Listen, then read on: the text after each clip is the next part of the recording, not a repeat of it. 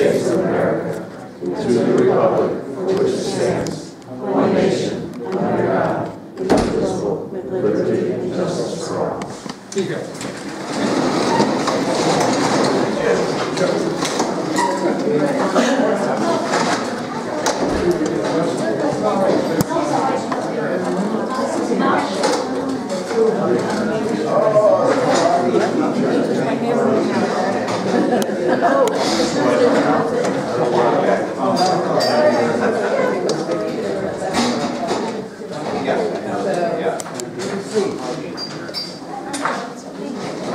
Everybody cozy?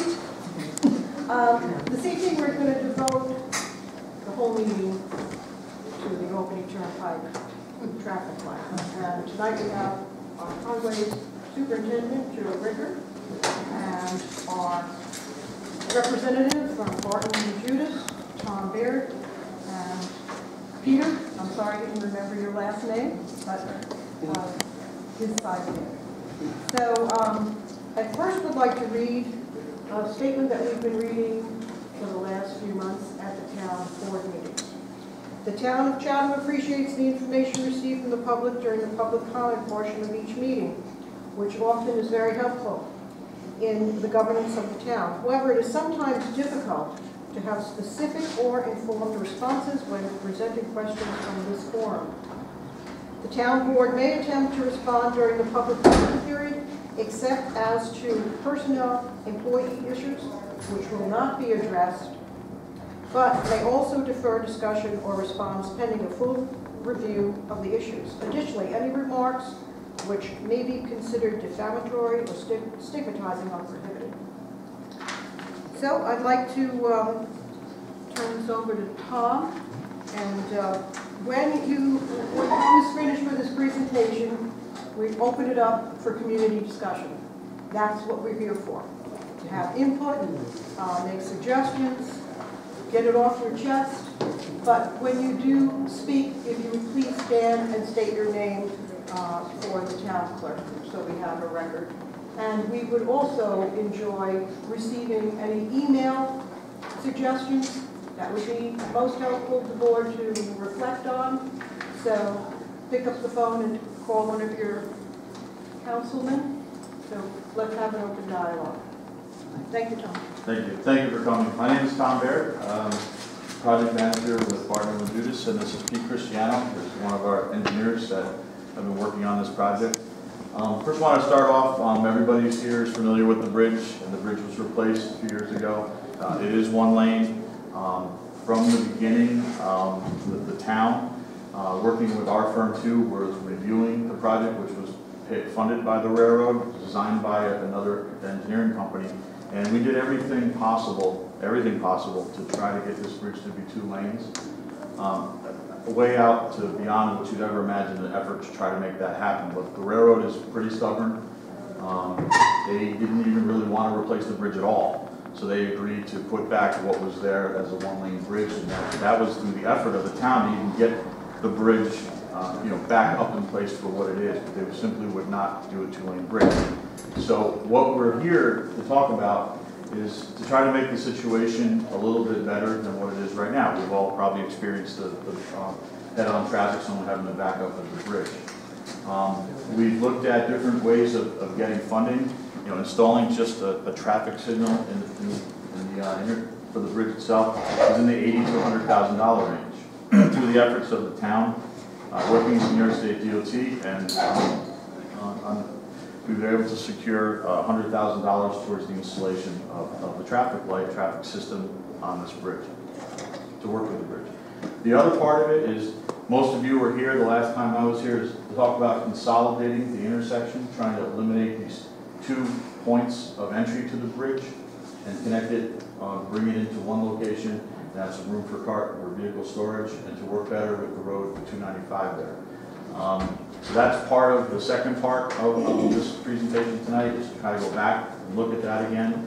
Nothing has really changed too much from that before. We still intend to do that.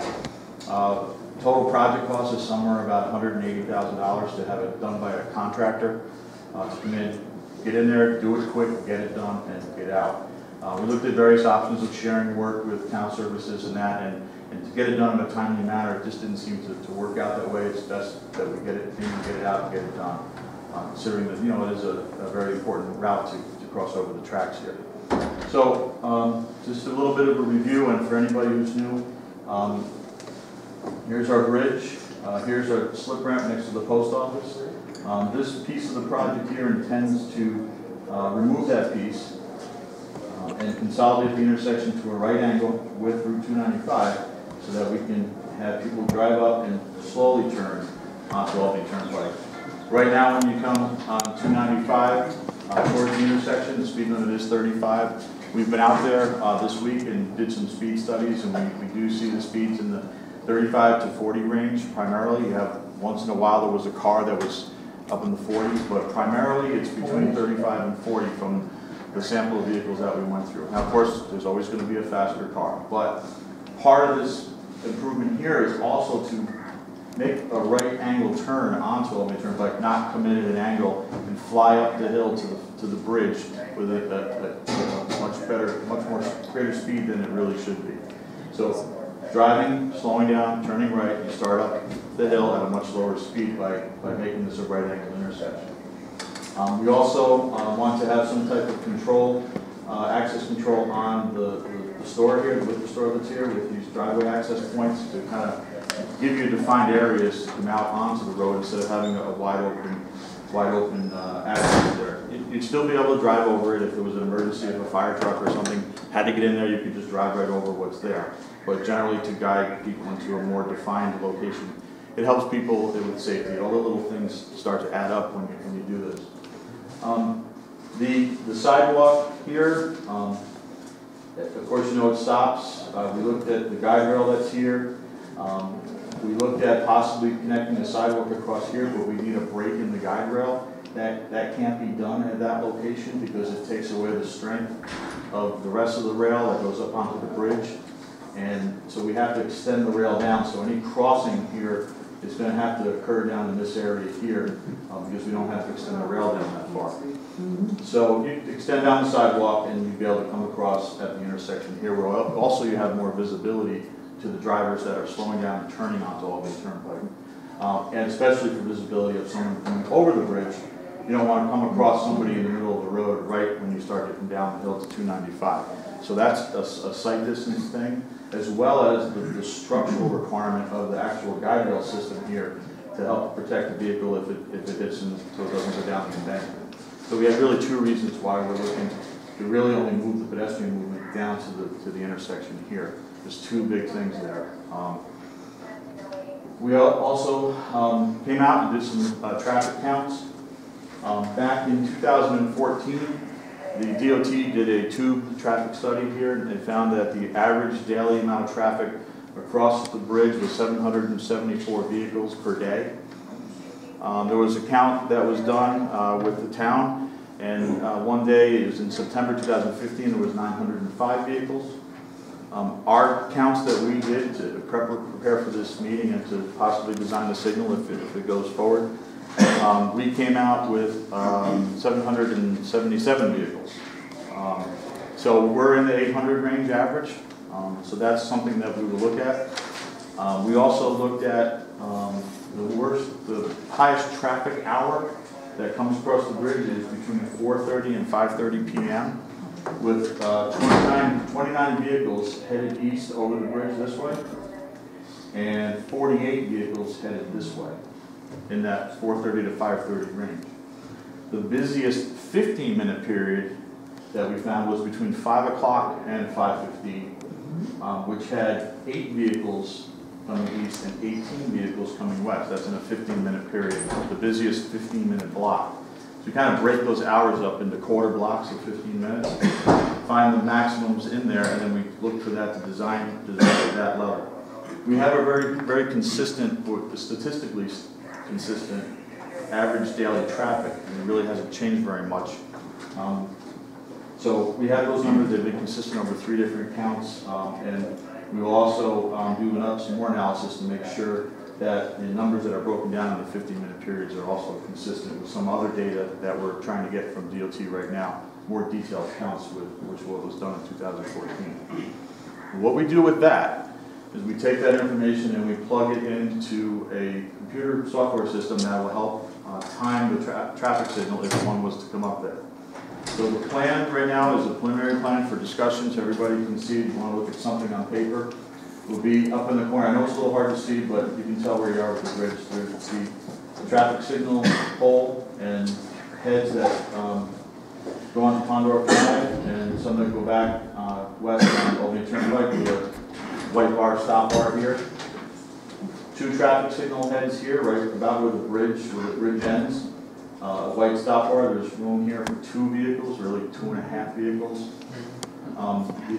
The premise here, and there was someone who sent in an idea a while ago that it would be good to have it where it was always green from the 295 section, and then turn red when there was a car that's triggered an actuator on Albany Turnpike. That's a great idea, and I don't know if she's here tonight, but that's pretty much the way it's looking to work.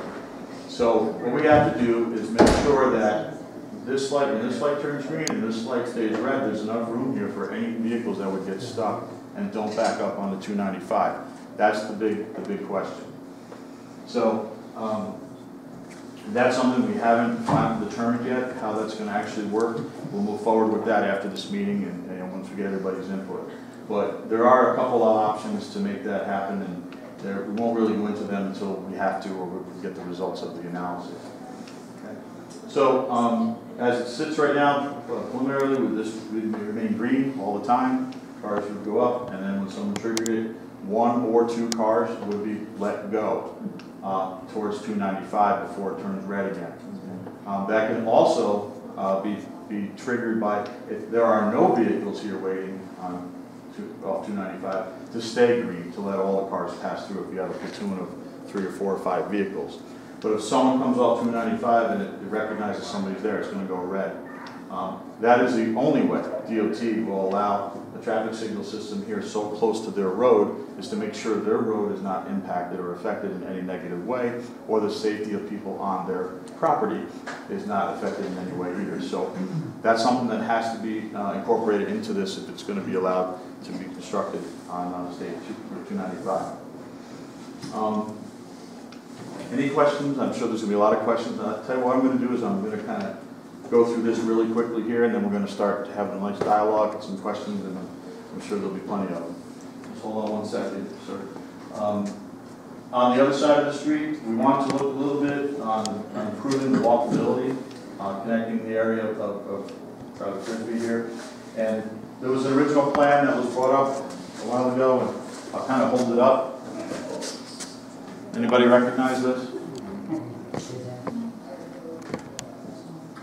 So, I'll put it here for now, to compare the two. We had looked at this as a way to, the Cadillac version of this intersection. There's some details here, people have some issues with the island and things like that, but generally the premise here is to move this intersection, which is in the hatch screen here, that's where it currently is, to get as far away from this intersection as possible. You don't want intersections very close together, especially if they oppose each other. People get confused, and you think they're not going to go, you think you're going to go, and before you know it, yeah. So we wanted to spread them out as much as we can. We also wanted to straighten this up with 295, so we had a nice, easy turn on onto 295. Take this piece out because of the difficulty turning, looking left for cars, and also for stop people from going in here too fast entering this intersection. It's all called traffic calming, and it's all about safety. That's all it's about, is safety. Improving the safety, improving the odds of somebody not getting accidentally hit with a vehicle. So this was the Cadillac version. This had a price tag in the $150,000 to $200,000 range. Probably by today's dollars, by now, it would be closer to that $200,000 number. So in talking with Supervisor Maria, well, what can we do to just possibly improve the walkability through here? We want people to walk more. We want to encourage it. We extend the sidewalk here. We put possibly a crosswalk on 295 if they'll allow it. What can we do in here to help people be safer? The crosswalk is not set in stone. It's there for discussion. But it would be it's basically there to be a cue for the vehicles on 295 that something's going on here.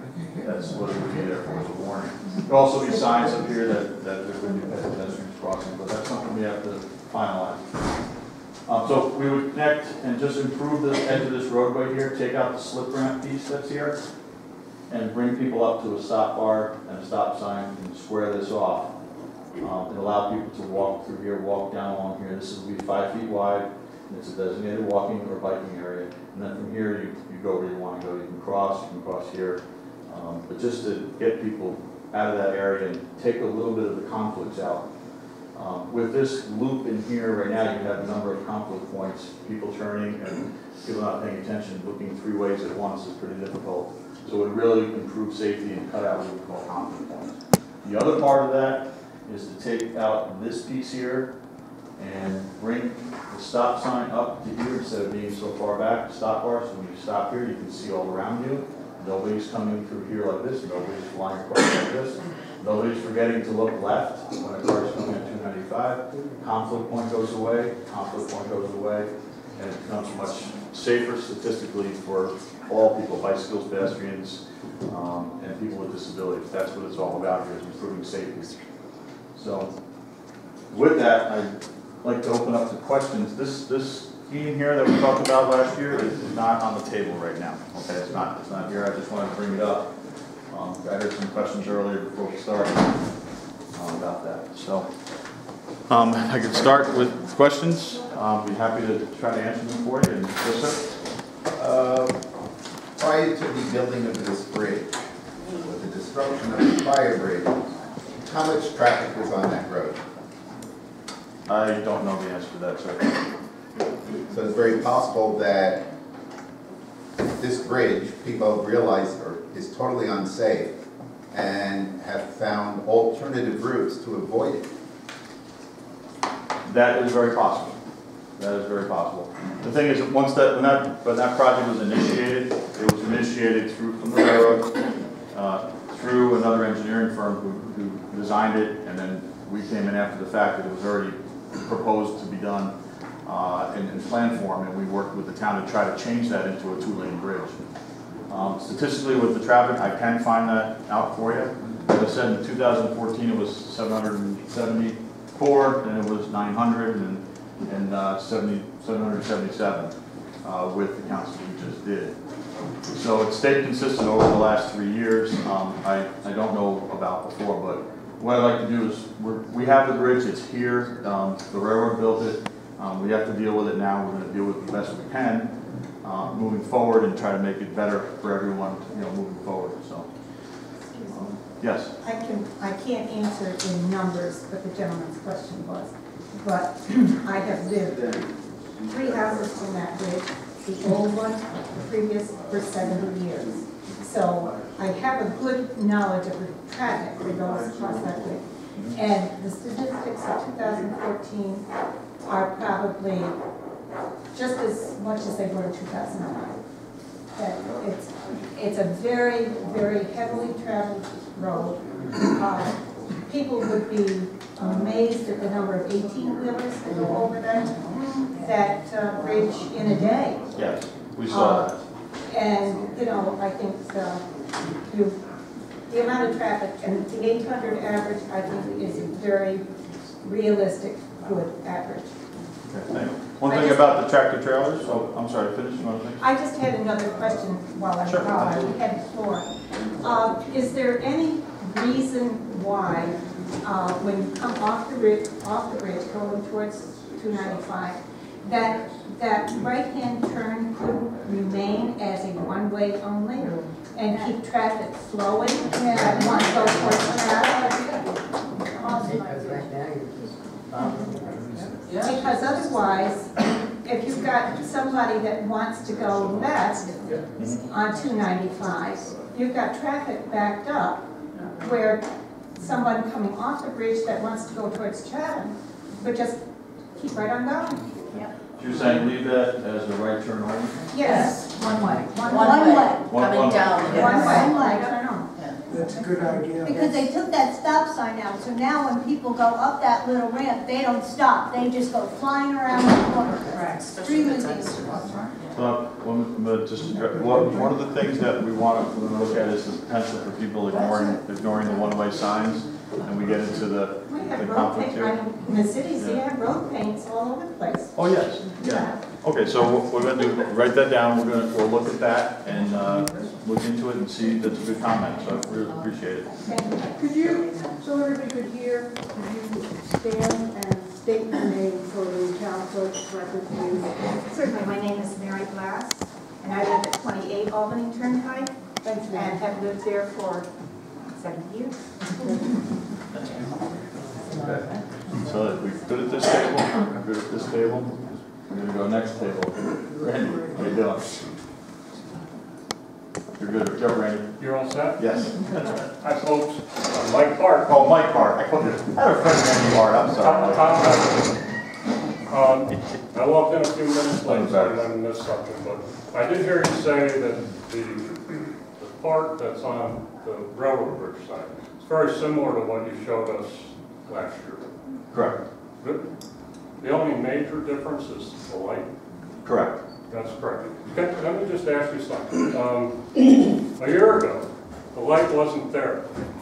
So what has changed from an engineering perspective and solely from an engineering perspective that says the light needs to be there? What did you guys go through? That's one thing I want to ask. And then the second thing is, under the belief that before the bridge was built, that the plans presented by CSX to the town, before there was whatever you did, signed a document or had a handshake or whatever, that those plans were evaluated. They were evaluated by Our firm. your firm. Okay.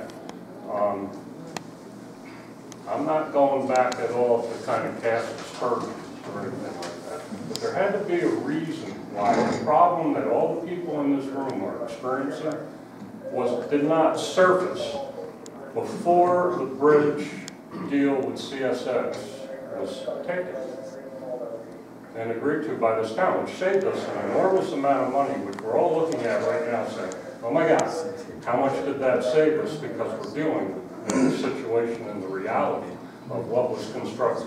So that's a long question. There's two parts of it. What was the engineering criteria? Solely engineering criteria that changed to say we need to look at traffic lights on this bridge. And then further back, reaching back in history, what was looked at?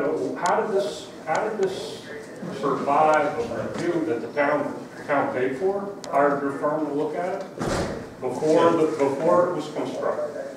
Absolutely. See what you can So do. the first, no problem at all. The engineering of the need for the traffic signal has not been established yet. We just did our traffic counts this week. We couldn't with school out last week. Why it was never discussed or mentioned a year and a half, 2 years ago, there weren't any funds to even entertain it. The $100,000 to put in the traffic signal was not available. It is now available through getting a grant through the state. So now we look at do the analysis and make sure that it would work. We're going to start working on that after this meeting and the comments come in, and get the engineering answer for that, Mike. So it's not there yet. So we're presenting it before it's even decided on. That's kind of what the idea is here. So, I'm sorry, did I hear you right that the engineering criteria was money? no, the engineering criteria was Funds not available? There was always a thought to put a traffic signal here. There was just no funds to do it, and that's what it came down to. Anybody else on the board that was back in that time wants to chime in on that or add to that? That's what it was about at the time. We were trying to find the funds, and that's part of the reason why the project didn't move forward either, is in search of the funds were rather. So we had to come up with a plan to provide some improvement to reduce the conflicts by rearranging the intersection. If you remember, the first plan was a temporary construction done by the town forces for under $10,000 that would put something in place to give it a try, see how it worked out before significant money was invested to build a permanent thing.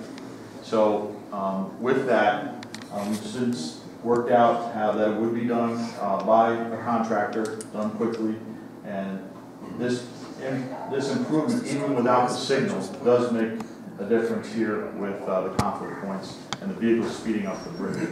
So traffic analysis will show or won't show if the signal will work properly here. We also have to do a traffic study, submit that to New York State DOT, so that's not happened yet. The second question on the bridge,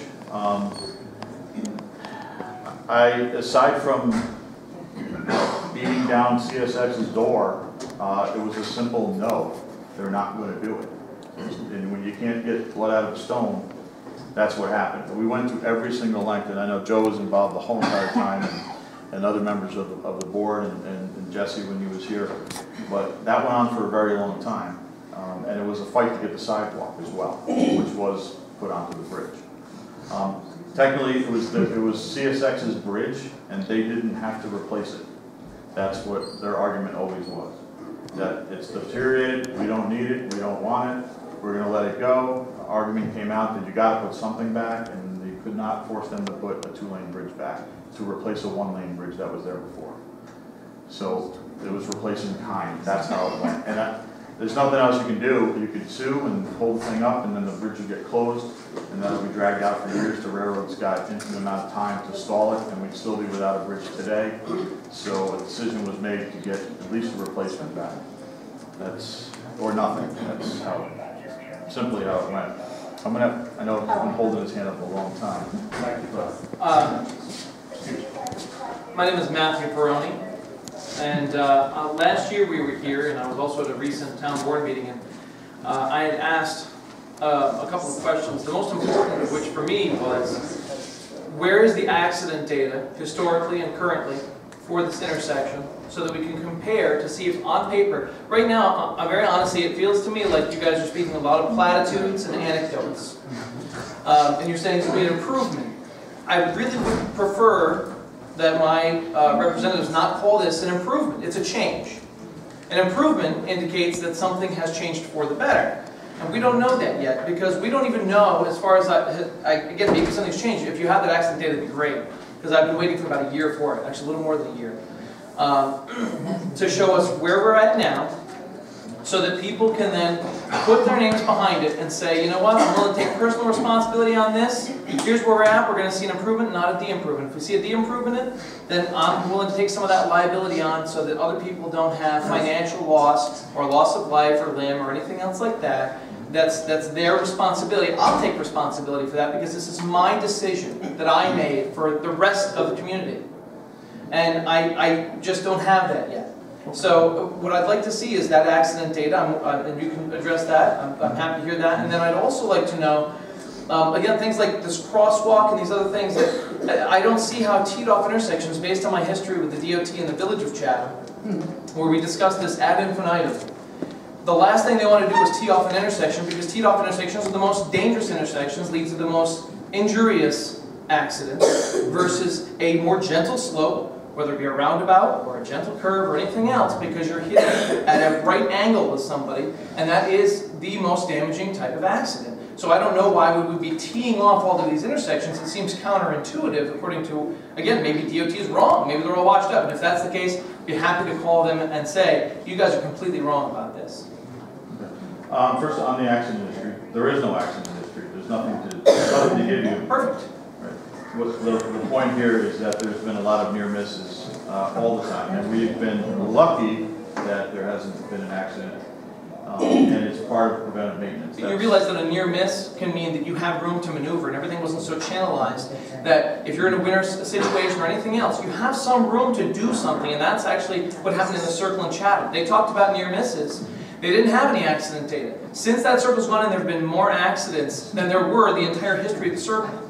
Because they've channelized and tightened everything down, there's no way to avoid anything anymore. Well, I'm not familiar with that. Well, it'd be something maybe to look with. It's a law we all fail to heed at all times in our lives, which is the law of unintended consequences. It's the one we all break. Okay? And it really gets to me when we sort of don't think about, you know, we have maybe no accidents is what I'm hearing, and I want to know how we're going to improve on zero. No, that's a very valid point. That's a very good point. I hear a lot of that the bridge is not as safe as the old one was, things like that. The main idea of the intersection alignment here is to reduce the speed of vehicles on 295 up the bridge for this conflict point here. And to reduce the people who fly up here and don't know vehicles coming from the next way. Now, I don't know of that happening. I have no record, no idea of that happening before. If anybody in the town does, statistically it wouldn't be significant, because even if there was 1 in 4 years, that's not enough to create what's called a high accident location in HIL. But part of this is being proactive and trying to reduce the amount of conflict points, and that's how it's done. Is you look at how many points of potential conflict there are. If you have 30 of them, you can get them down to 15. That's an improvement. So that's what's based on that. That goes back to all the design guidelines for forever, and any book and anything you'd ever go to. I didn't write the stuff, but it is the guidelines and statistics that it's designed by. So reducing conflict points is the primary reason for this, not based on an existing accident history. So, yes. I'm sorry. Yes, yes. You mentioned that there's $100,000. Cynthia Vallis, I live on Haddock Hill. You mentioned that there's $100,000 in state funding available for the project. Yes. And you mentioned that the project would cost $180,000. Correct. Does the project cost, all in, $180, include both of those projects, or just the bridge? Just the bridge here. If bid prices come in very competitive, then it's not too much more money to do this, but this is only out there as an option for walkability. It's not part of the main project that we're here for. Everybody's here to get together. It was a good opportunity to show something a little bit different than what we had the last time. So please, this is for discussion, this is for information, to let everybody be most informed as possible, as early as possible, and to get your thoughts. Well, last time I remember the discussion about the one-ways, and that doesn't seem to have been picked up in the plan, and I just want to echo my neighbor's comments about how helpful that would be. Thank you. Just. I promised for next year. I'm sorry. Leona Scarpinato, and I live on Albany Turnpike. My question is, when you're coming off the bridge, it's a single-lane bridge, but it looks like it's dividing up here into 2 lanes to come onto 295. Doesn't look much wider than the bridge itself. How is that going to be with 2 cars passing? You're exactly right. The bridge is wide enough to get 2 smart cars through. So the town provided for us. And as part of the next year's tax rolls, there'll be smart cars. You are correct. And what happens, a single lane bridge, single lane road is generally 14, 15 feet wide, where a 2-lane road, in this situation, is typically 10 or 11. Because you have a total of 20 feet, and there's a certain shy distance away from that. So to get the rail here, to get the right spacing for the girders, that's the way they had set it up. It is not wide enough, but here it kind of folds out a little bit and opens up, and vehicles are generally only 7 feet wide. A pickup truck will be 8 with the mirrors. Your typical car will be 6 feet 6 inches wide. So you can barely get 2 cars here. And we do have school buses, and we do have semis, and we do have even the big UPS truck is a lot wider than an average pickup truck. Yes. They still have a limit of 8.5 feet, though, 8.5 to 9 feet. It looks bigger, but that's all it really is. Okay. And because it's straight and you graduate here, there's enough room, and this. What we do is put turning templates on and make sure that they're based on real vehicles. And they show the overhangs, they show the tire tracks, where everything goes, and the whole sweep of the vehicle for the worst possible driver out there. So then we lay those on and make sure that all the geometry works and the pavement's correct and the striping. It is close, though. It is close. It's very close. Okay. Okay. The other question that I had is the pedestrian walkway. It's coming along, and now there's going to be a sidewalk. Well, with the sidewalk that ends here, we were looking at the possibility of extending that sidewalk down to the intersection. Is this going to be elevated? Excuse me, elevated, or I mean that can't be on the ground. There's 2 ways to do it: with footings to elevate it with a railing, or to put fill material and build an embankment up so it can be built on regular ground. So that hasn't been determined yet. This actually shows some fill, which we bring material in to be able to build it on the ground. But if there's issues here with right-of-way, or if it's just going to chase too far down, or more economical, it could actually be built on partially on foundation. That would be sunk into the ground with columns. Okay, and where is it going this time? The sidewalk? Yeah.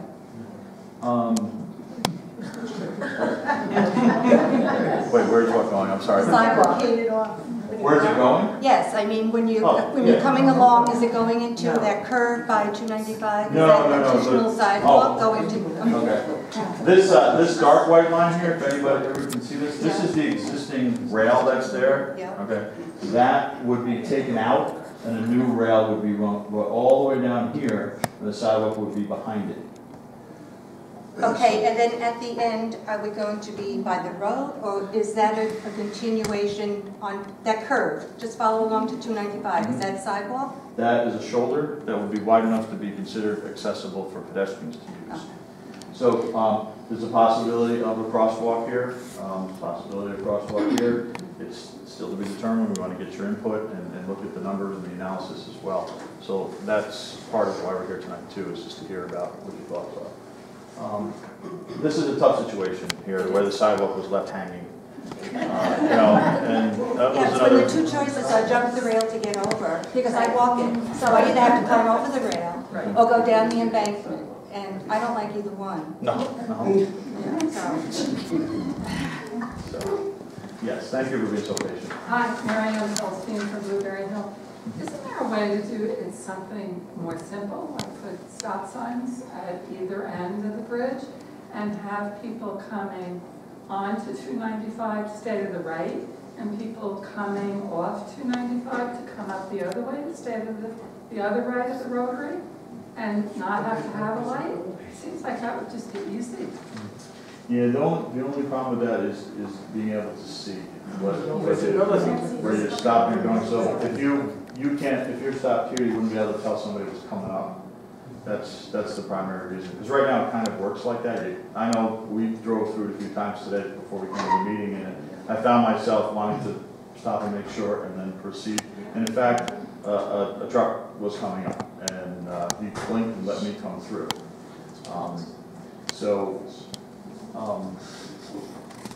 Yes and no.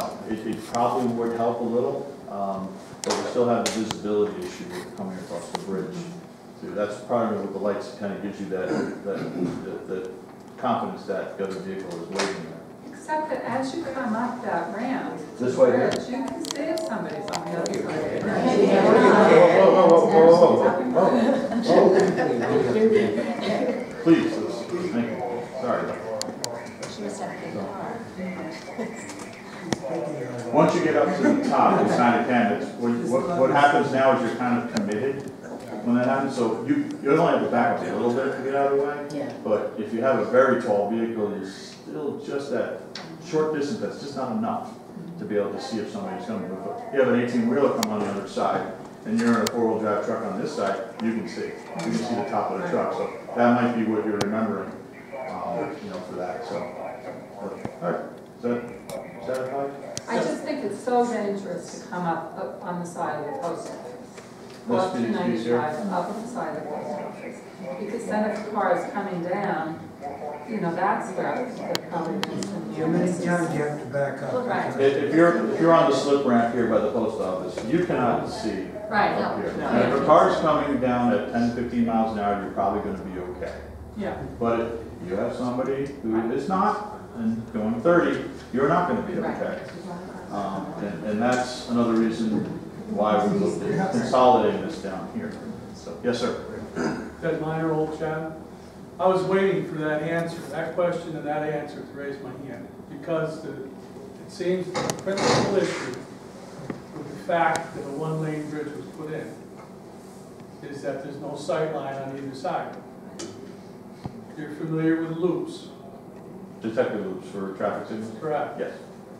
Why not put a detector loop on each side that would warn the other side that traffic just came through it? And when there was no lights, both would have confidence that neither had very recent traffic. And that would be an option in the traffic signal system. Well, See, the whole issue is, I don't know somebody's coming from the other side. That's the issue. right. So that, No, that's a very to good point. solve it with the minimal effort, and that everybody understands. What you need is the same exact system, whether it's a flashing light to warn you, or if it's telling you to go or not to go. Circle, yeah, everybody understands the circle, but I'm not telling you your job, I'm just saying, you're looking for an indicator that somebody just is coming the other way. You don't care what it is, but the indicator, I say, instigator would be the loop, Mhm. because it can't be a beam, because weather, Right. and kids or whatever. I mean, I know what, if I was a kid, I'd be messing with it. You gotta pay for that, you know? But a loop is near fail-safe. Right, right, and the signal system that if it were to go in. But it needs to include no light. So that if nothing's going on, you have confidence that nothing is coming your way.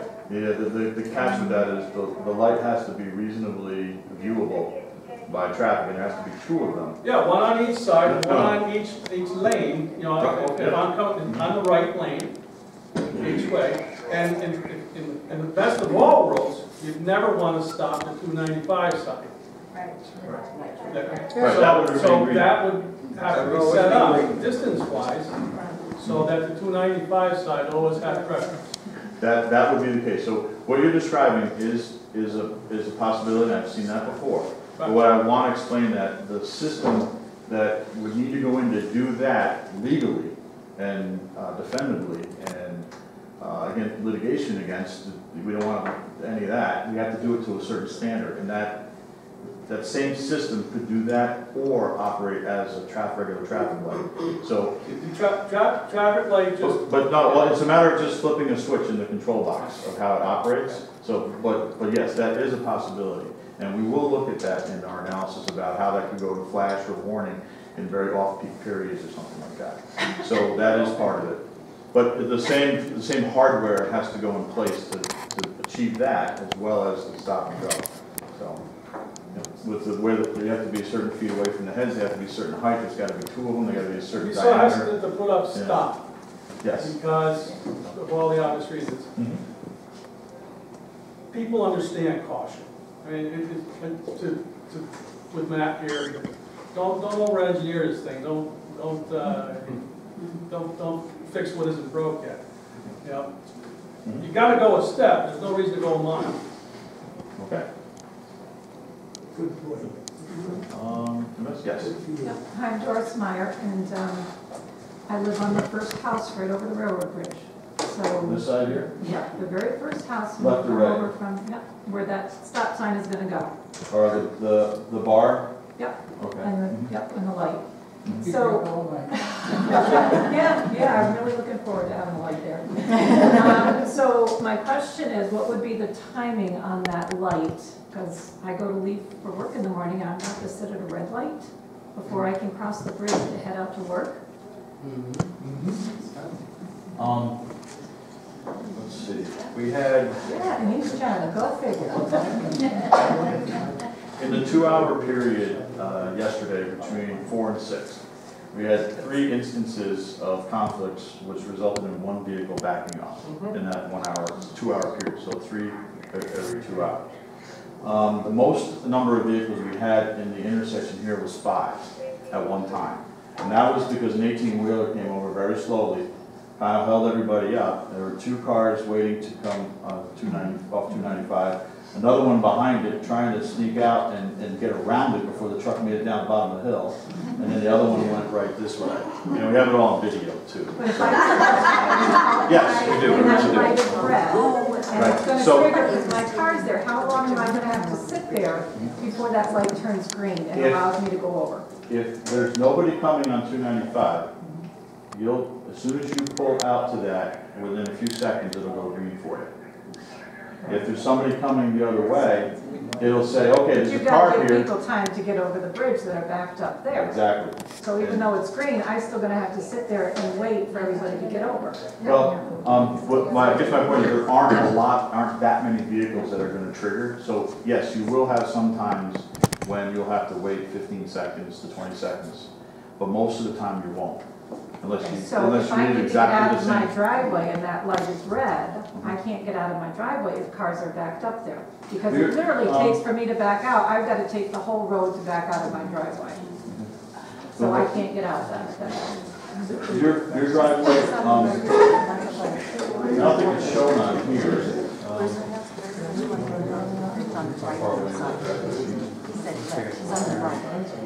Are you on the right side as you're Yes, heading? come over the bridge, it's literally right there. Yeah, I have you right here. It goes back, probably 200 feet Right. or so. It's the first one. She's Pondorf, and then she's the very first one. on the Yeah, right. there's, 1, 2, 3, there have to be 4 cars there for you to not be able to get out of your driveway.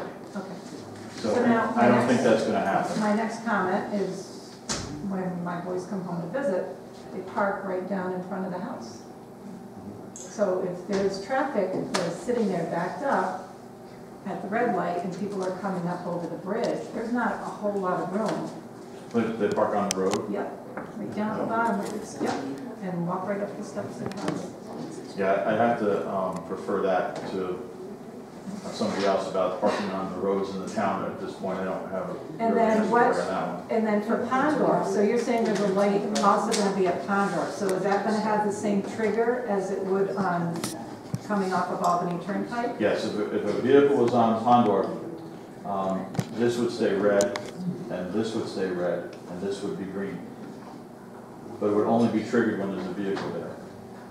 So I guess the So I'm thing. just trying to understand if there's 2 vehicles there, then, is that light gonna be green, and then you're gonna have to figure out who's gonna go Well, first at that point? No, unfortunately, whoever gets there first will get the green light. Yes, that's the way it works. But generally, what happens with this, if you're red here and you're waiting and they all of a sudden, they get here, you're gonna go first. We can also arrange it so that preference goes to Albany Turnpike and Pondorf has to wait another cycle to go through because they're a minor intersecting street. The main line street would be Albany Turnpike, so even if they got there before you still might get the green line. So that's what we have to figure out. And it's all a matter of the detection that this gentleman talked about. Both sides will talk to each other. So we only had in a 15-minute period, the maximum period was 26 cars in the area over a 15-minute period at the peak time right at 5:15. The traffic is much less in the morning. It's more dispersed because people are leaving at different times for different places. But generally, everybody seems to come home around the same time. So the PM is much more congested. So we would look at the design would be based on the PM peak traffic period, whether it's a 15-minute period or a 1-hour period, whichever way is the most conservative in the analysis and the standards that the systems are designed by. And that design is governed by a federal manual uniform traffic control devices, which is a federal requirement. It's the whole country that has to abide by the same rules on this. It's not, especially if you're using state money, you have to abide by the same rules as everybody else. So it's very clearly prescribed on how these things proceed and what they're judged against. So we do everything we can to make sure you can get out. And maybe we can improve some of the roadway there so we have a little wider shoulder. Maybe we can stabilize a little better so there's a little better. I have a garage right down there too, so that's right there in the corner. Oh, I'm parked in the garage. I parked in front of it. Does that satisfy your question for now? I hope. Thank you. Still moving to the back of the room. Anybody back here that hasn't had a chance to ask a question yet? Yes, sir. I just wanted to ask, we're putting a light in here, and presumably that's... Not yet, we're talking about. Well, honestly, the way these things go, having dealt these sorts of public meetings, it always keeps getting talked about, and then people like me might miss enough meetings where it just sort of then slips in, and it ends up being the case no matter what was said at any of the meetings. That's just my experience. It may be different here. But historically, for me, I look at the trend, and that's what I see happen. Okay. So what I want to know is that there's a couple of things here. You're going to put in a traffic light. Now, the traffic light in Chatham, there's one traffic light in the village of Chatham. And that intersection gets far more traffic than this. And actually, probably nearly all of their intersections probably get far more traffic every day than this intersection. They have one light. At that one light, they have more accidents than any other intersection in the village of Chatham. How much traffic is there? Well, you could ask somebody in this village of Chatham. I'm sure if you were to go just as an anecdotal study, just hang out at maybe the Sharon's or the Getty parking lot, you'll see it's almost constant. There's cars lined up at that light. Would you say it's a large amount of traffic. 10 times more traffic? Per vehicle crossing that intersection, they have the most accidents at that intersection versus any other intersection in the village of Chatham. And that's the one with the light. And it's also the one with the teed-off intersection. Is it a four-way? Four-stop? Yes, it's a four-way. Right, so it's a four-way. That's not a This is kind of like a four-way. It's an angled four-way. But I don't want to say that. Could four vehicles, I'm just trying to understand. Yeah. Hold on a second. I can't understand your question. I'm sorry, I didn't know you weren't familiar with the intersection. So Coleman Street hooks into Church Street. Let's pretend it's going this way.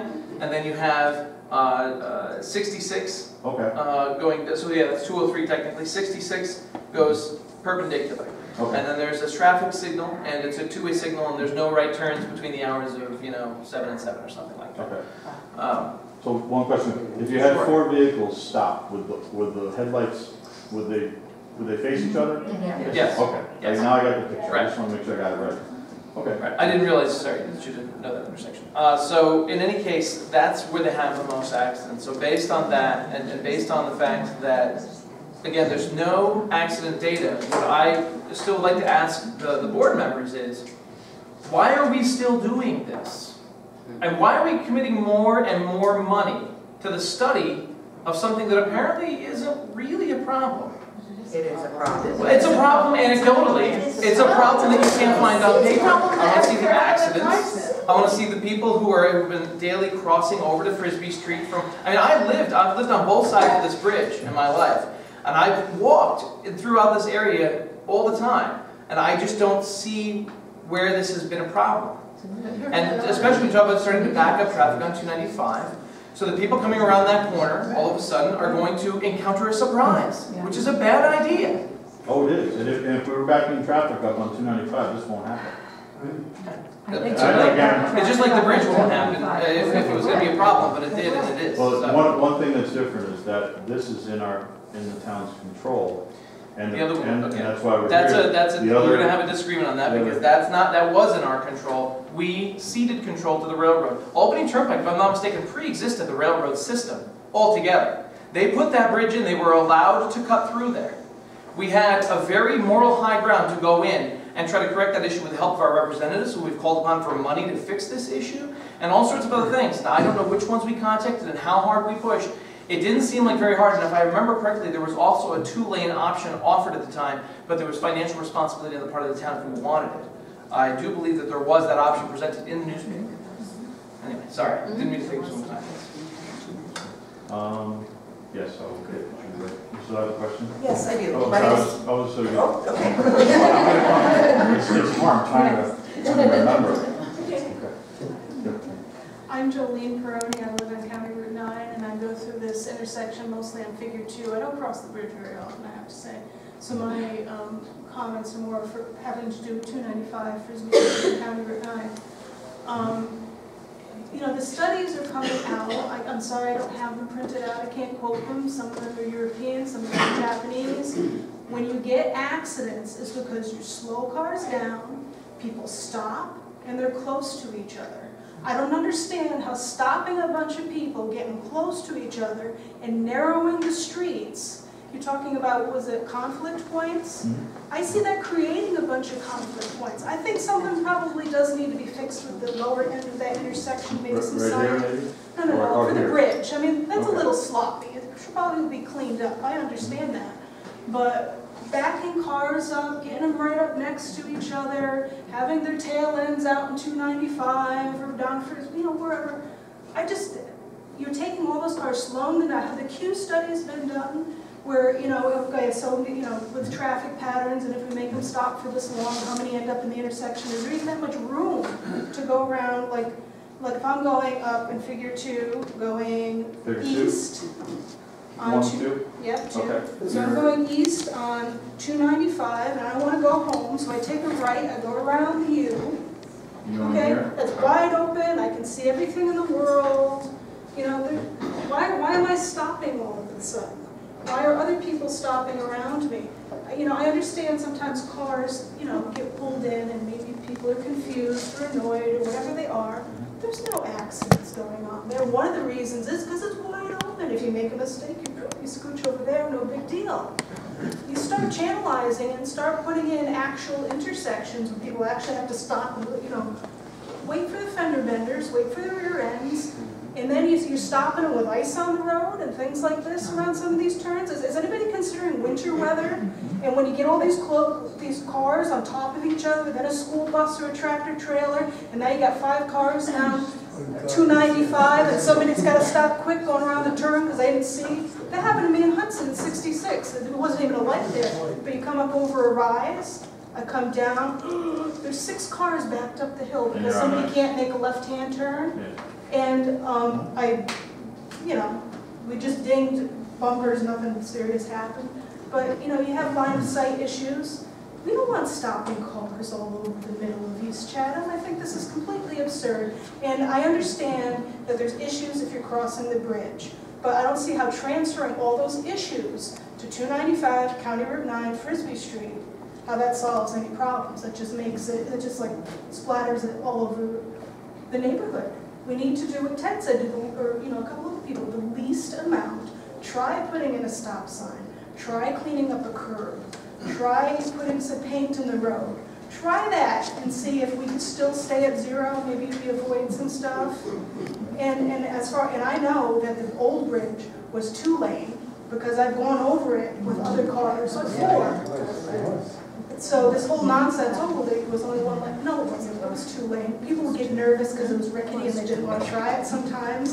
But it was an actual 2-lane bridge. And so we, you know, I don't know, the present company excluded, the town didn't push hard enough to make them replace it with they raised it up, which eliminated the line of sight, which created a safety hazard. They made it 1 lane instead of 2, which created another safety hazard, and now we all have to pick up the slack. This is absurd. They should have pushed years ago and said, no, you replace federal standards, state standards, they should have been held to the federal and state standards, been calling politicians saying, no, you put the safest thing in here possible, not, you know, blowing up the whole community over this nonsense. I understand it's already done, they can't fix it. But let's not create other big projects and create other problems. I think that's true.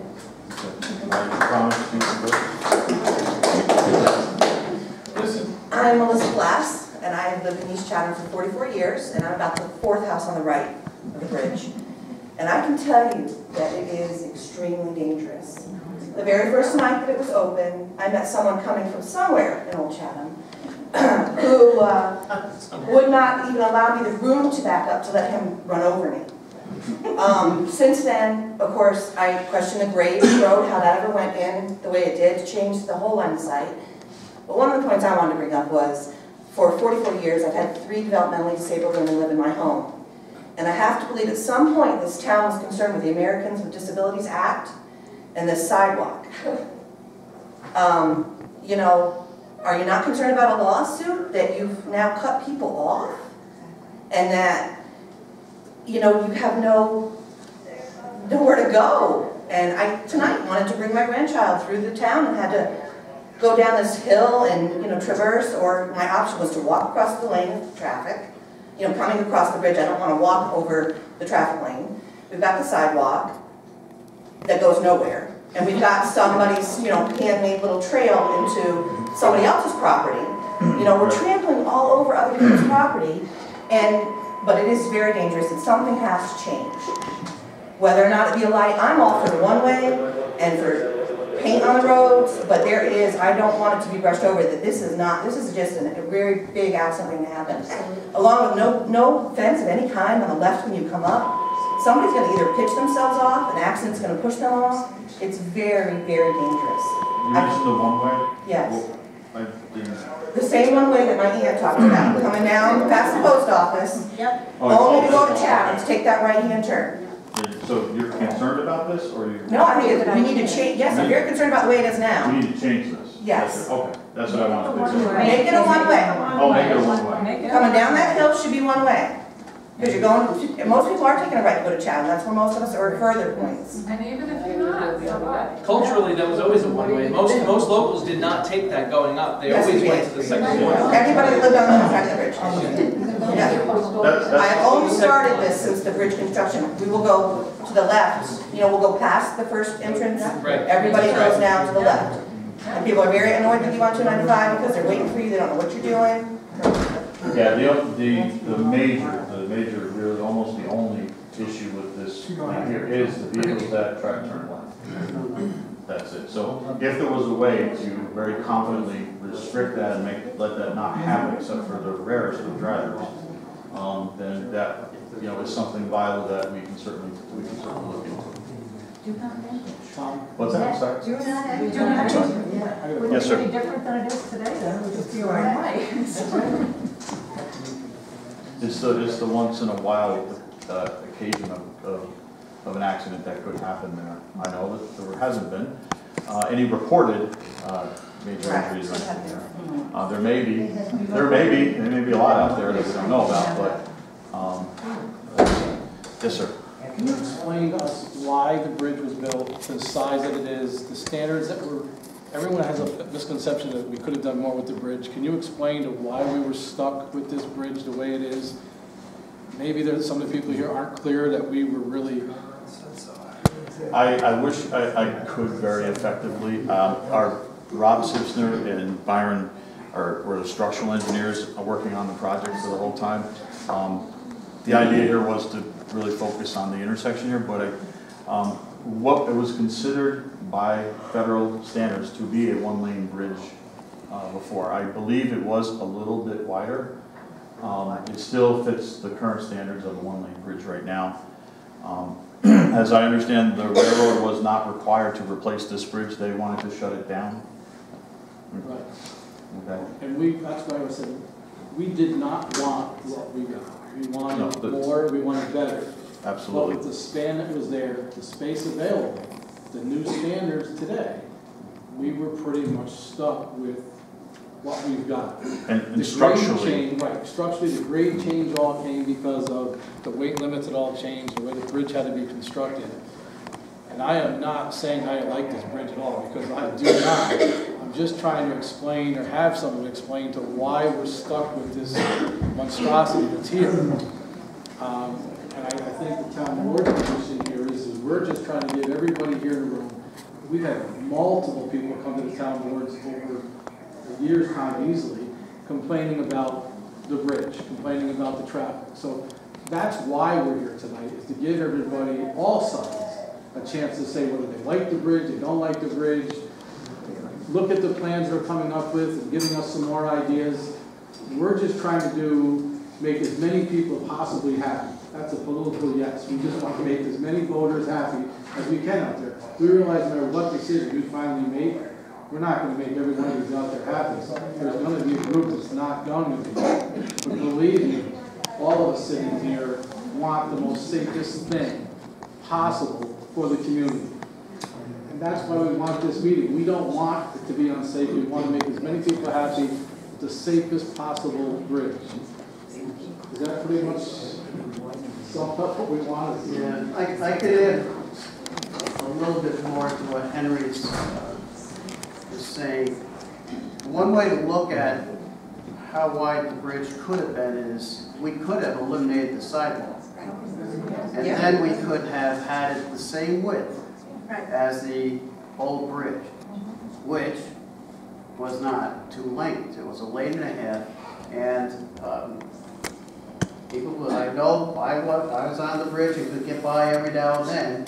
But if I came up on the bridge and there was something bigger than me coming the other way, yeah, you were touching mirrors, you know, so you had it back then too.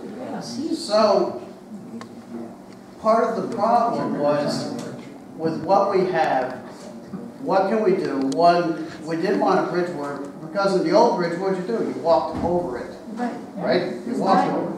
That's not a safe situation for a pedestrian to be walking over the bridge. So that's why the sidewalk up here, we did not expect the sidewalk to just end in the middle of air and with a utility pole stuck in the middle of it. Weren't the plans though? I mean, who reviewed those plans?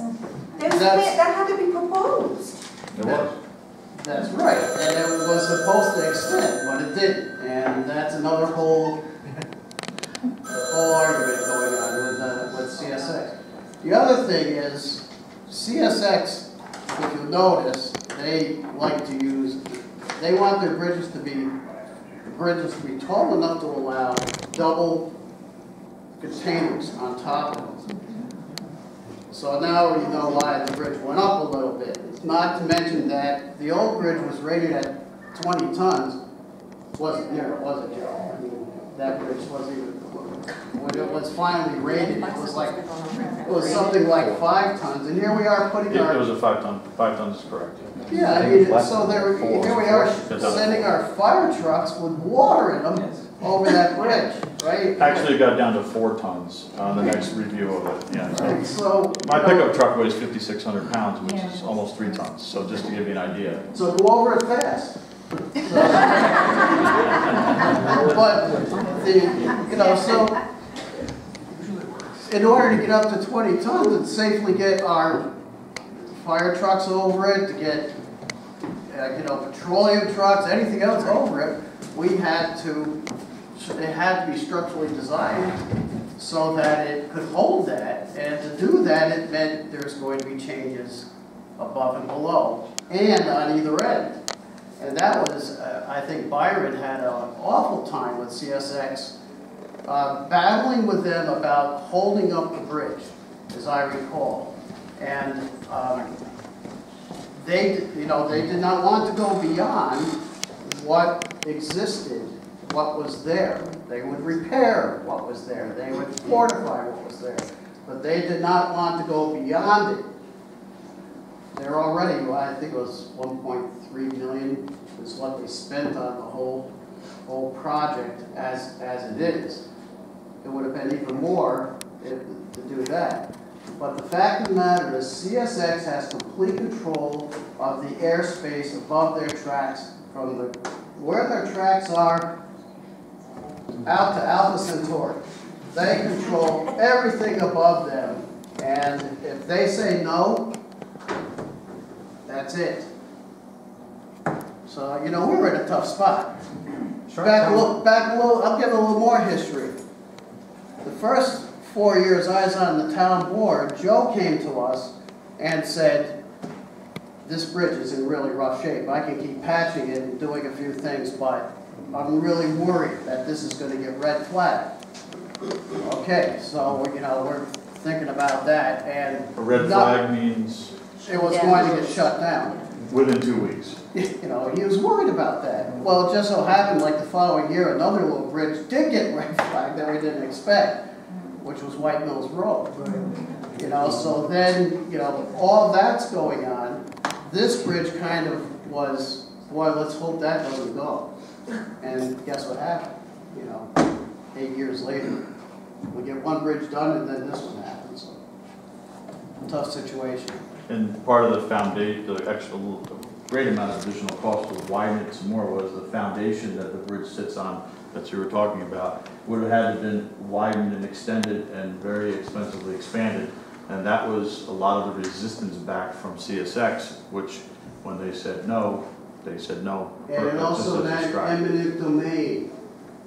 Private property would have been a big property. The properties on the left and the right would have been we would have had to take those properties. That would have been popular. And none of us wanted that. None of us wanted None of us sitting on the board wanted that. That was a proposal to do, was to do eminent domain.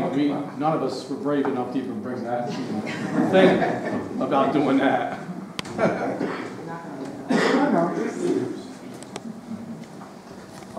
Yes, is this railroad bridge related or intersection related? Yes, sir. Bill, I just have 2 suggestions. If you made this what you're going to close down here, one way going this way, That's private property right there. That's not even a road. That's not a road, okay, forget about that then. It's private property. I was gonna say it would eliminate cars waiting here, subject It's not a road. cars coming around and running. My second point, and Mrs. Baroni talked about coming off 295 up County 9 where we live. And why stop there? Well, we've all come down County 9 and gone to make that turn, and somebody's come whipping off 295 doing 40, 45 miles an hour. Exactly. That stop sign is not going to slow them down. No, how we would arrange this to slow them down would be to square this off and make it a tighter turn, so they'd have to start slowing down here to make the turn. So the idea of the safety, and this is all pedestrian, bicyclist, and handicap related for safety. It's not necessarily, it's for removing conflict points with vehicles and pedestrians and people that aren't motor vehicles. You slow the traffic down as you approach. They know there's a stop, they see there's a stop, they never speed up enough to have to slow down quickly. That's the premise I behind don't it. know whether that's going to work for everybody coming around that corner. No, and you know what? It might not for the first few months. People who are not familiar aren't going to come flying in there. People that are familiar will go through a few times and say, oh yeah, I better slow down. So when something like that is installed, there's a number of flashing lights, there's signs, stop ahead, there's flashing arrow boards, lots of warnings that go up for a long time. All that stuff. What's that? We will have all that Well, stuff. initially, to get people aware. For people who drive through here all the time, to get them aware, it's up for a month, 2 months or so, and maybe a week, 2 weeks before, and then it comes away. So people that are new to the area aren't going to take that. They're not going to come through there barreling through because they don't know. And people who do know will know that there's a stop. So there's a learning curve to everything. When you build a roundabout, when you take an intersection, you build a roundabout, the incident of accidents sometimes double from what was there before. But none of them are hard, none of them are personal or injury accidents. Then after that learning curve goes away, they drop down significantly off from the regular intersection with 95 to 98% reduction in personal injuries at intersections like that. But there is a learning curve, and that's something that we try to address beforehand, proactively, instead of trying to fix it after it's broken. So, I'm going to start at the front again. Oh.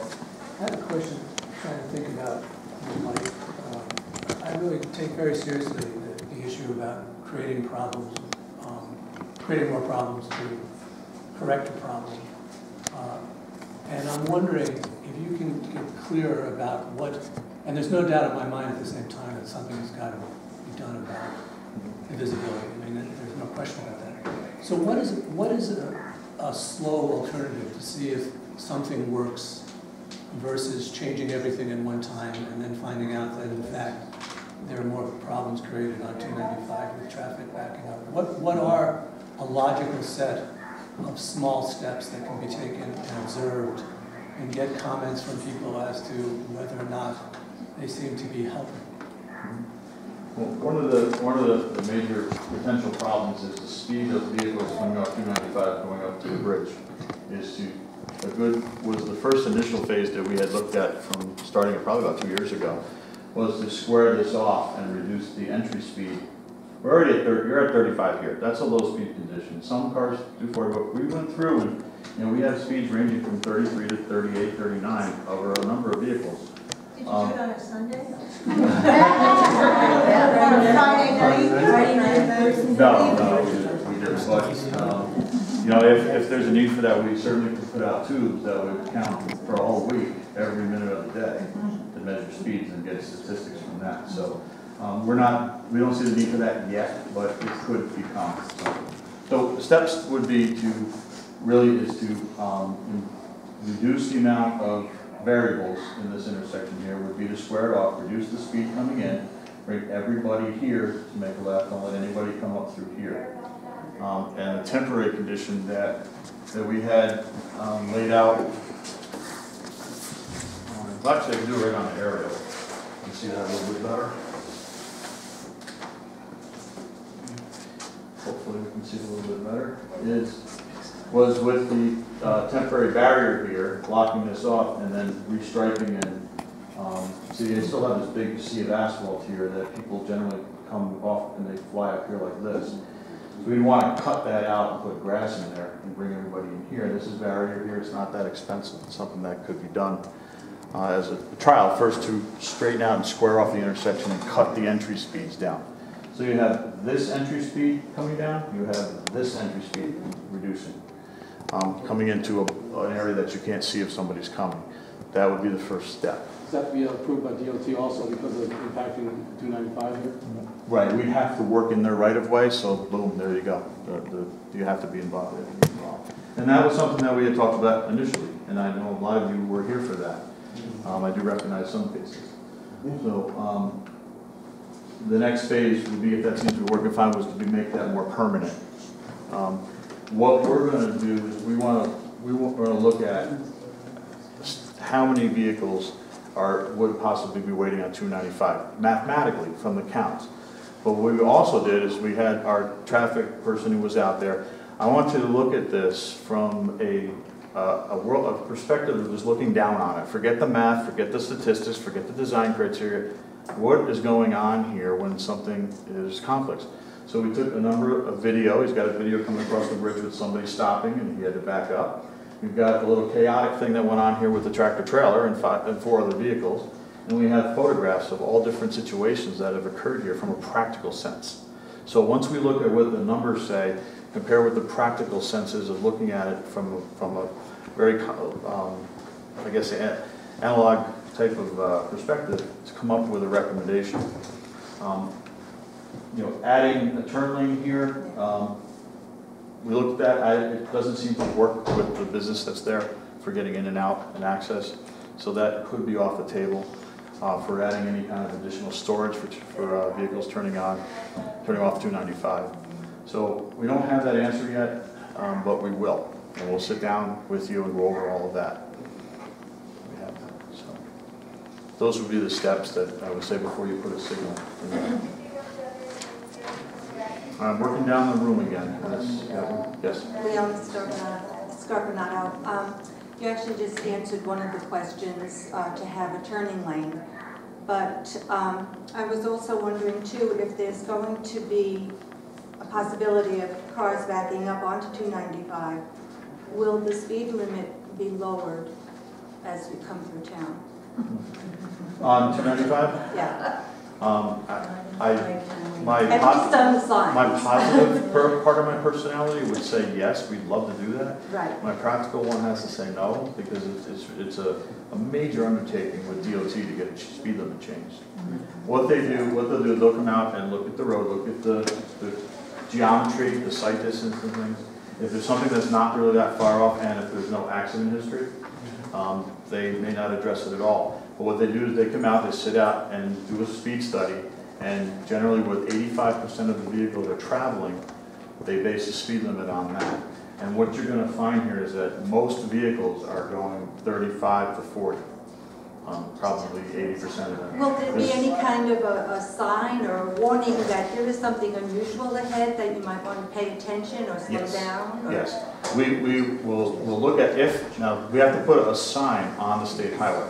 So what we have to do is say, hey, there's a need here based on our traffic study that we need to be warning signs that there's an intersection ahead that vehicles may be entering and exiting. Okay, so we have to prove to them that it's allowable. That's something that we'll do as well. So a sign that shows an intersection ahead, caution, vehicles entering or exiting, things like that possibly could be put in, but we have to justify it with the numbers to them. A lot of times if the town, if it's on the border or it's a little bit like, oh, we don't want to do it, and if the municipality, the town in this case, pushed it, then it would be a benefit, then they usually can get it done.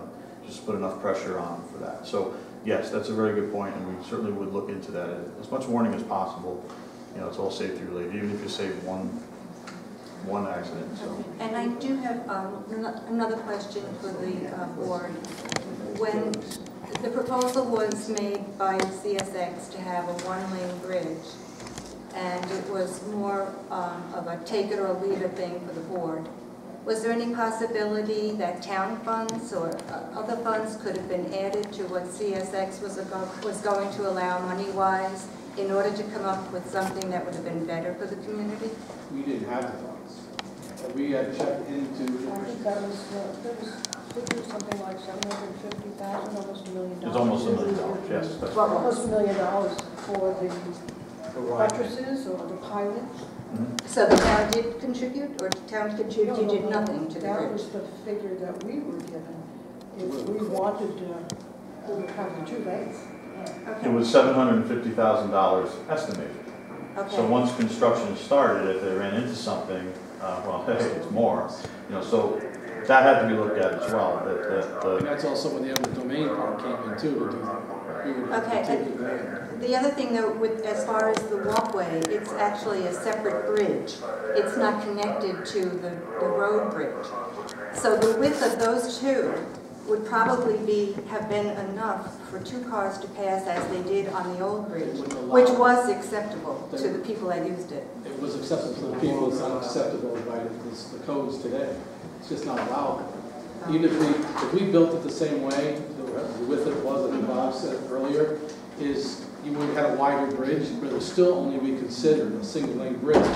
So the thought was then, if it's still going to be single lane, let's try to give a pedestrian walkway. Right. But the pedestrian walkway didn't go anywhere. Right, well, the way it had been before, which was, I guess you're saying, technically a single lane bridge, 2 cars could pass and pedestrians walked across it very nicely. You could still do that today if you No, wanted you to couldn't. dodge I would traffic. never, ever take my life into my hands and walk across that bridge on the road. Because you cannot, you can't see. And a car coming along, if it's not a very high vehicle, if it's low, And they're not going because- to see me as I'm coming up the I rise. try to explain the reason that bridge is higher is because the railroad wanted the height difference so they could get their trains under it. Couldn't they lower the tracks? Couldn't they lower the tracks? Again, we already raised the bridge. About 25 years ago, we were detoured for months and months while they raised the bridge. They own the airspace.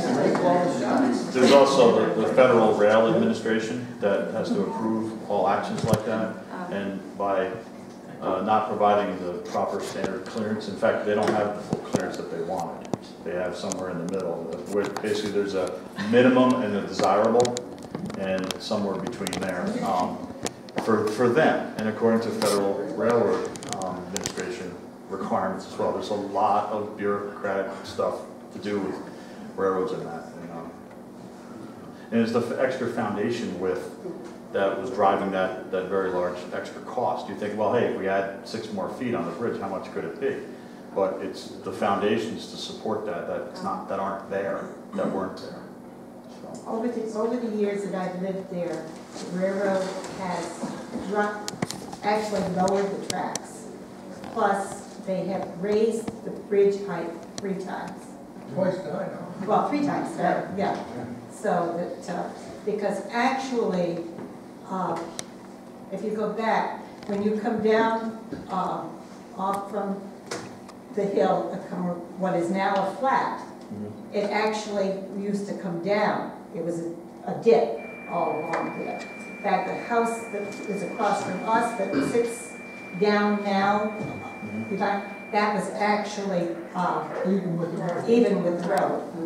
So that's how much that bridge has been raised over the years. Plus, so, And you're correct about that dip, because what we did, we looked at the plans that the other consultant had looked at, and what the grade of the road was smoothed out a little bit, but there was a dip. And then I have photographs of the old bridge and the new bridge side by side, and look at them. You can see that the sight distance is a little bit less, and it actually calculates out to about 8 feet, which is, it's not considered, but that 8 feet is a lot when you have a little bit to work with. You know why? You know why? These guys took the survey, they should know. It's been surveyed at least 5 times since I've lived there. And the bridge is in the wrong position, that's why. It's in the wrong position. The bridge should be more to the left. When the bridge came out on the train, it was about 5 feet short. Look underneath the bridge. One side is concrete, the other side is stone. It's concrete because they had to move the bridge this way. Then in order to make the road fit, they moved the road over. The bridge came in short when they built it? The bridge came short. Okay? I know the guy because he was in, I worked with him for about 10, 12 years. He admitted that? He was about 8 years old when he came in. He just laughed at me. He says, "You don't know the whole story." And he told me what happened. He came in on an old steam engine. Yeah. And when they went to put it into place, it was too short. So they tore the stones out, put concrete in, and moved the bridge over. Actually, Mary, right here, her survey stakes are out in the middle of the road of Albany Turnpike, because they had to move the road off. Oh, wow. So they could fit the bridge. So they didn't have to make a right-hand turn to get on the bridge. Next question, yes. You've been waiting a while, thank you. My name's Ed Ho. I happen to own the liquor store and the pool store, and hopefully where the sidewalk's going to go. I just want to make a couple of comments. Are you open after this? Because I'm going to I actually need to clarify. I happen to own the property. I don't own the liquor store. So everybody knows Mary. But I just have a couple of comments. I have gone over numerous one-lane bridges, which is unfortunately what this is. And yes, it was too short, because obviously I talked to the railroad guys. And yes, they lowered it so they could do double deckers and all that. It's there. But I have been over a number of bridges in my travels all over the world that have these traffic lights. And they work great. And I have to say, the first time I saw one, happened to be in New Zealand, I went, what? This will never work. But it actually did. And I don't think, I'm not a traffic engineer, but I don't think it's going to cause any more issues of the stacking or cars backing up that we have now. But I just want to say that. I've seen them in Europe. They're all over the place. And they really work well. And the other thing I just want to comment on is I well know the issue of people zipping around the corner from 295 to go to the bridge. Not only do I get it when I try and come out of work, but if I try and walk to the post office. It's a tad of a harrowing experience. So I just want to say that I think there have been a lot of great comments tonight, but I think the direction that you're going in and the plans that you're doing here make a ton of sense to me in terms of safety and making traffic flow smoothly and well, and those are my comments. And I'm delighted to have a sidewalk that people can walk on instead of into a electric pole. Yeah. It says high voltage. So that pole will have to be moved. Good. That would be borne on the utility company to do that on their own time. Because it's in the middle of the sidewalk, so that wouldn't be a cost to the town. They would likely have to move a few of them. Can you see his hand? He's been waiting for a long time as well, so I just wanted to let you know that. Thank you. Yes, sir. Yes. You're the first question. Now you're the last. Perhaps not. So along the lines of this gentleman do the minimum necessary, and John Ford mentioned that, have you explored and thought about the possibility of only on the old Chatham side of the bridge putting a yield sign or a stop sign so you can maintain the flow of traffic off of 295, not impede in any way, and just do the minimum? Yeah, the only issue with that is when you're on the other side, you can't tell if anyone's coming or not. Like you look across the bridge and somebody's just turning onto it from 295, you're going to see nobody there. You're going to head across and all of a sudden. That's the problem. Yeah. But yeah, that's a good point. And yes, and that was part of it. I'll be right with you 1 second. Is that we basically sat there until it happened. You got it on video yesterday. They have a record of what that is. If you don't see the car, you start moving, and then all of a sudden it's there. You're committed and they've committed. So what we're trying to do is also give some confidence to the vehicles moving across the bridge. People may go across a little bit quicker, maybe 20 miles an hour instead of 15, which seems to be the comfortable speed that I think most people would try to cross that. It's 5. Oh, geez. I was doing 15, so. But, yeah, that's part of that. But The other question I had, with this light system, would a bicycle take off the light? Would it cause it to change? No, A cyclist? not. So how do you provide for cyclists? Pedestrian button. Bicycles, press Okay, button. well, you didn't mention it. No, I didn't. No, you're right. So that'll be on the... Or they go on the sidewalk, they walk their bike on the sidewalk. There's two different options. So you can have a pedestrian button along the right side of the roadway going both ways? Sure. Sure.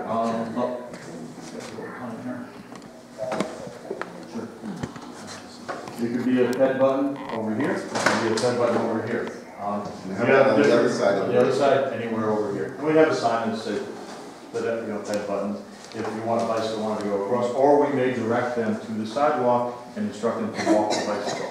So there's two ways to handle that. Because you can't direct someone to a sidewalk unless it's over 6 feet wide to ride a bike on it. So that should take actually for. Well, I just want to say you shouldn't discourage people from cycling. You should be rather encouraging them. Right, and also making it safer for them to traverse an area. So that you're exactly right, and that's part of this whole thing here, and this pedestrianization is to help promote alternate modes of transportation to make it a little bit cleaner and better sight distance you can see, and have safer ways to cross roads. Is all about promoting that, and that's a requirement of every project. The federal funds and state funds to look into that. It's called Complete Streets, and it's a requirement to investigate all modes of transportation enhancement on any project using state and federal funds. So that is something that's required to be looked at. So, all right, I'm trying to make sure. Please yell at me if I've been. Yes, I'm sorry. My name is Steve Brown, and we think something needs to be done. So I'm happy at least to see that we're moving in that direction. We live on one of those detour roads, one of the dirt roads that everybody goes on when this bridge is closed. So I would appreciate knowing a little bit more about if this project goes through at the bigger scale, what kind of closure time there would be and how that can be reduced to the bare minimum. Yeah, we wouldn't expect to be a detour in place when the work was done. It would be done off-peak hours. There would be flaggers on either side.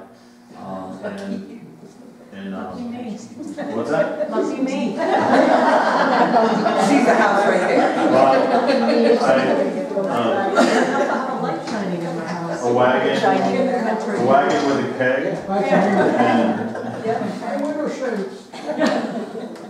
But yeah, we would expect to use this slip ramp here to do this work over here. And when any work was done over here, use the road over here, and it would be very minimal construction. We wouldn't expect a detour, but maybe when paving was done, maybe for a day or two, at the most 5 days of a detour. All of it would be required for this. And I've done these projects for 25 years, and I can assure you that we would no more than that. Okay, yes. I'm just curious if a couple of things. I was thinking about, someone was talking about the fire trucks and such going over with the water, and it's a very good point. And the whole 1 lane versus 2 lane, historically, I've sat facing backwards on our primary engine, and it's always a nice little surprise when you go zooming over that quote-unquote 1 lane bridge, and there was somebody going the other direction. They actually fit side by side, and you can consult with Wayne Geary for that. We've talked about that many times, how it was always sort of like an interesting experience when you encountered somebody on that bridge driving the fire truck on one side. The old bridge? The old bridge. Okay. No, the new bridge I'm not so sure about. But to that point, I would like to say that while that was incredibly dangerous in terms of what that bridge was actually able to support, which is, gets scary thinking back on what we were doing, not realizing what condition it was in.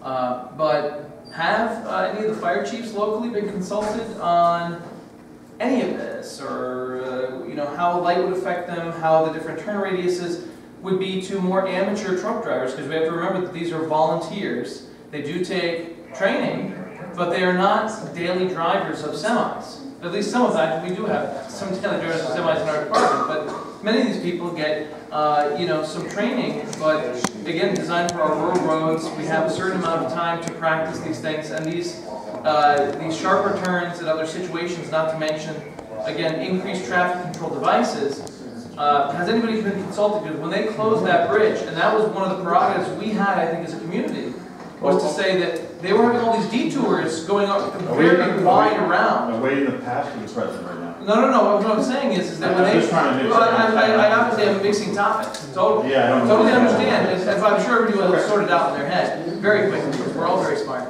But in any case, the point is that there were people who were having diabetic emergencies, breathing problems on the other side of that bridge, and we were told to go all the way around on this serious situation where that bridge should have been maintained over the years, and we should have been warned about those issues, and we weren't. They abrogated their responsibility to maintain that bridge, and they tried to push it all up onto us. So I think that we did have definitely a serious high ground there to work with. But I would like to know, the primary question is, has anybody from any of the local emergency services been consulted on any of this? Not directly, but I thought here by being here. Well, they're in a meeting right now. So the meeting is the same night, unfortunately. We're also not to that point yet because we're not having meetings with people. It's a public meeting, so if we're not to that point, we have to have a specific meeting. And also, I'm not sure about the sharper turns and that. I don't. Well, you're teeing off intersections. It seems that's maybe I'm confusing this with that, or all of these turns can handle a full-length school bus. Oh, I'm sure they can. And so I'm not doubting you in terms of turn radiuses and possibilities. Okay. I'm saying, have you been on fire scenes and have you seen what happens? Fortunately, no. Okay, well, might want to be something you consult. I'm just saying that these are the sorts of things that maybe we should be thinking about. And again, in a perfect world, yeah, these things may work, but in a real world where people do have to all of a sudden say, oh my God, I was going to take a right, and there is no slope, and they have to take a sharp right, and it is wintertime, and there is a little ice on the road. Again, we have a zero accident history, and so that's where I sort of base all my foundation here is, how are we improving this? And if we are going to, quote unquote, improve it, have we consulted any of the people that are going to actually have outside cases, the outliers, which would be, for example, larger vehicles, the bus operators, for example, even, and the various emergency services personnel? Yeah, the geometry around here is better than probably 80% of the intersecting roads in the whole county. I'm talking about as compared with now, but okay. Yeah. So that's kind of what I'm not sure I follow your point is. All right. But if you can write it up a little bit, just Sure, why not? I mean, I think that if you were to just observe, unfortunately, it's the timing independent thing. You can't just sit there and wait for an emergency call. But if you were to watch how a fire truck normally has to take a turn to make sure that they're not hitting curbs and things like that, they are in an emergency. They can't afford to have slicing tires and all these other things.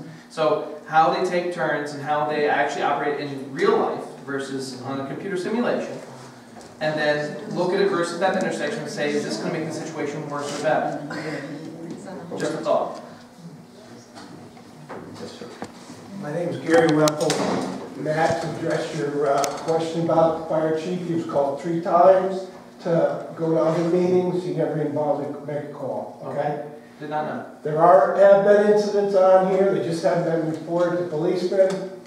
I'm not going to mention any names because it makes them a bad driver. They back down, they have backed down, they've hit the bridge. I personally drive a dump truck because I'm in the landscaping business. I come over that bridge with a backhoe and had to stop and back down because somebody's in the middle of the bridge. So I think something like this needs to be done, and I think it's a good idea. Ira Levine, 219 Haddock Hill Road. It's unfortunate that it's a 1-lane bridge now. It was 2, it's now 1. Unfortunately, there's nothing we can do about it. The big issue is visibility. I crossed that bridge I don't know how many times, going to Chatham, going all over, and it seems like half the time I'm backing up, and I can't see the car coming the other way until I'm halfway up the bridge, and I can't believe that everyone else hasn't experienced that same. I had that tonight when I came home. There you go. So I thank you for doing whatever you can to make it safe before someone does get killed.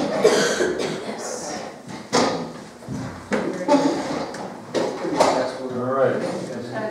You have been very good. Conway, I live on 29 right near the intersection. I don't get that we're talking about. And I do appreciate your efforts to make the intersection safer. I know that there was just a road change on an intersection on Rock City Road, which was a dangerous intersection, so they made one part of it, which kind of mimics this. Squared it off and... Yeah, and made it one way so that people turning onto Rock City have a wider shot to get on there safely. So I would encourage you to think about that. And I also would encourage you to go step by step. I think there's resistance to having a light, and there's, as you said, no real evidence that it would. Well, not, a lot of the evidence is the feedback from the public in situations that are there.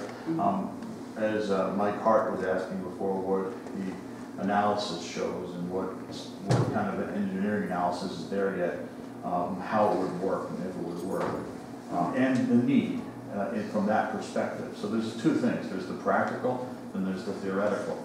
And we've seen a lot of the practical need to have this done. We've seen some people say, no, we don't think it should be done. But look at the theoretical part that would address Mike Hart's initial question.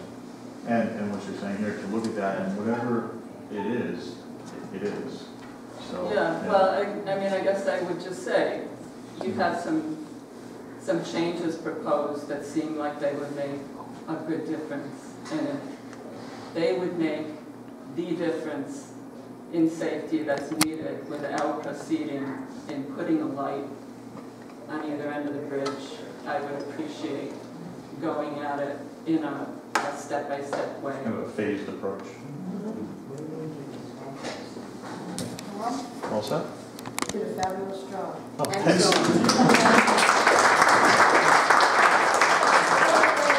Where did you go? Don't leave. I want to recognize. I Sorry. also want to recognize the efforts that our highway superintendent put into this project. Chatham, who's helped us with money to do this, and to Adele Levine, who passed out flyers and was very instrumental in getting the word out to the community. And I also got an email from the old Chatham Country Store that this meeting was going to take place. So that's the wonderful thing about this community. We're all out there working together, and it was good to see you all, and please stay tuned and come to the regular town board meetings. And if you have questions, email your councilman, your supervisor, your clerk, your superintendent. We're here for your